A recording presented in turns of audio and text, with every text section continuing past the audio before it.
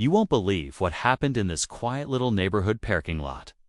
What started as a normal day for my grandma turned into something straight out of a crazy drama.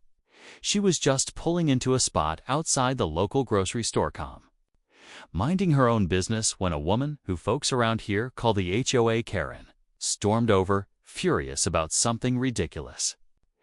This lady is known for starting arguments with just about anyone who crosses her path. But today, she messed with the wrong grandma.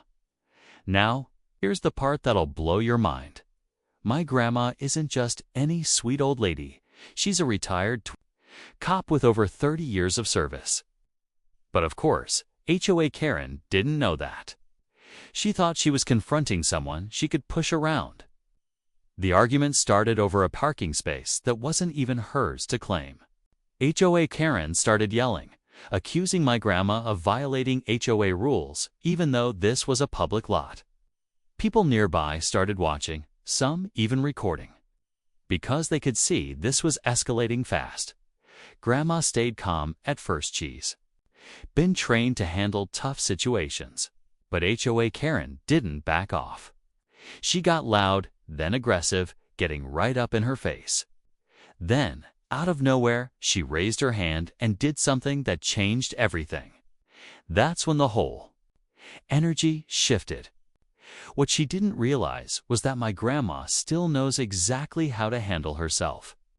The moment HOA Karen crossed the line, it became more than just a neighborhood squabble. It was about respect, boundaries, and standing up to people who think they're above everyone else. The crazy part, that was just the beginning. What happened next had bystanders shocked, the police involved, and HOA Karen learning a lesson she won't forget anytime soon. But before I tell you how it all played out, how my grandma handled the situation like the total legend she is, sure, you stick around. Because trust me, you don't want to miss what happened after that punch. So here's a bit more about my grandma, just so you know exactly who we're talking about. She's in her late 60s, walks with a bit of a limp from an old line-of-duty injury. But don't let that fool you. She's sharp, calm under pressure, and definitely not someone to be underestimated. She spent most of her life working in law enforcement, dealing with way more intense situations than angry neighbors or parking lot drama. She's the type who stays cool when things get heated. But she also knows when someone crosses the line. Now this HOA Karen character, she's known around the neighborhood for always patrolling the streets like she's some kind of self-appointed sheriff. She doesn't even hold an official position in the HOA anymore. But that doesn't stop her from acting like she runs the whole place. She's the one who reports kids for riding their bikes too fast or complains if your trash bin is out an hour too early. Everyone knows her reputation.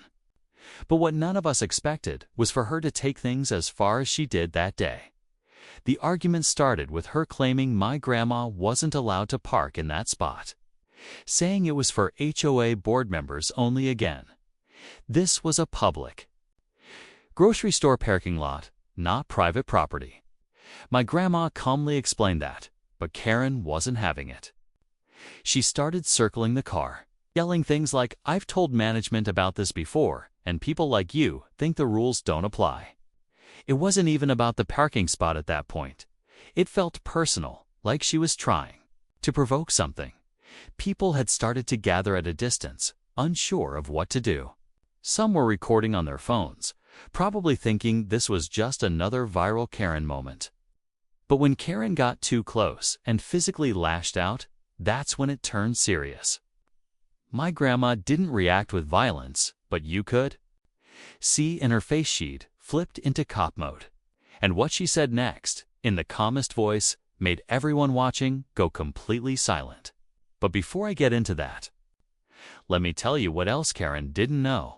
So there they were, my grandma, standing her ground. HOA Karen still fired up, and a small crowd frozen around them. After Karen swung and made contact, it was like everything paused for a split second. People gasped, a phone clattered to the ground, and my grandma just looked at her, stone-faced, like she was back on duty. Then, with a steady voice and zero emotion, she said, "Ma'am, you just committed assault, and I suggest you take a step back." That's when the mood completely shifted. Karen blinked, suddenly unsure, like maybe she realized she had gone too far, but pride kept her from backing down. What Karen didn't know was that my grandma still carries herself with authority, even in retirement. She's dealt with people twice as aggressive and 10 times more dangerous. But here's the twist. This wasn't just about one hot-headed moment. There had been tension brewing between Karen and a lot of the neighbors for a while, my grandma included. Ever since Grandma moved into the neighborhood, Karen had been cold toward her. It started with petty notes on the door, reminders about neighborhood rules, and a few complaints about her outsider attitude. No one really took it seriously until now. Meanwhile, others in the crowd had their own history with Karen. One woman whispered that Karen once tried to report her for letting her dog walk on a sidewalk she claimed was private HOA property. A man nearby said Karen had called the city about his fence color. So as people stood watching, it wasn't just shock, it was years of frustration. Finally, out in the open, some were clearly rooting for my grandma, but no one wanted to get directly involved. That's when someone called the police, not my grandma, not Karen. Just a bystander who realized things were getting out of hand. And here's the thing. When officers arrived, they had no idea who they were walking up on. One of them even recognized my grandma right away, but Karen, she just kept going, still trying to play the victim. What she said next was so bold, it had the entire crowd whispering. But you'll want to hear how the cops handled it, because things only got more intense from there. The police arrived, fast lights flashing, sirens off, just rolling up quiet, like they were already feeling the tension. Karen immediately pointed at my grandma and started ranting, waving her arms and shouting things like, "That woman assaulted me, and she's dangerous." My grandma didn't flinch. She just crossed her arms and waited, calm as ever. The lead officer stepped out, scanning the scene. And before Karen could finish her sentence, he looked at my grandma and said, "Detective Collins?" That's right, he recognized her instantly. Turns out, my grandma had trained him years ago during his first year on the force. Karen froze. You could see it hit her the realization that this little old lady she just went off on wasn't just another neighbor. My grandma nodded at the officer and said, "We've got a situation here, and there are witnesses." That's when things really started to get uncomfortable for Karen, but she didn't stop. She kept pushing her story, claiming my grandma attacked her first, twisting the facts. The crowd, though, wasn't buying it. People started quietly speaking up. One by one, a few of the bystanders stepped forward, saying they saw everything. That Karen had been the one yelling, that she had gotten physical, that my grandma never laid a finger on her. Someone even handed over phone footage. The officer took it all in, serious face, no bias, but you could tell he knew where this was going. Still, Karen wasn't done. She suddenly shifted gears, playing the victim hard, even saying she was afraid for her life and that my grandma threatened her. But here's the wildest part. While all of this was going on, another officer had stepped away to run a check. Not on my grandma, but on Karen. And whatever came back must have been something, because when he returned, he whispered something to the lead officer, and both of their expressions changed. The tension was thick now. No one knew what was about to happen. Karen went quiet. The crowd waited.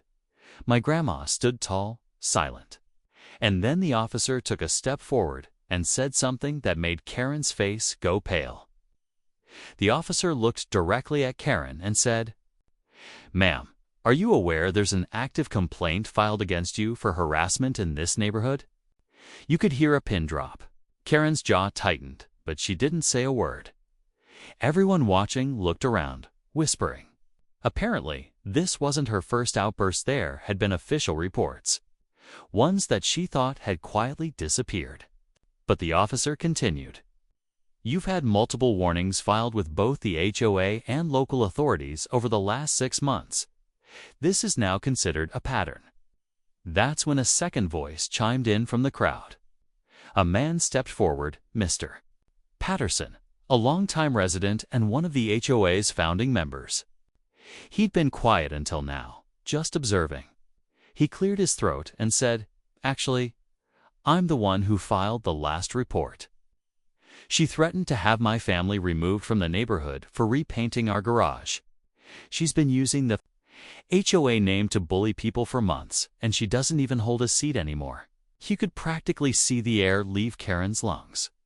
She tried to deny it, but now it wasn't just my grandma's word against hers.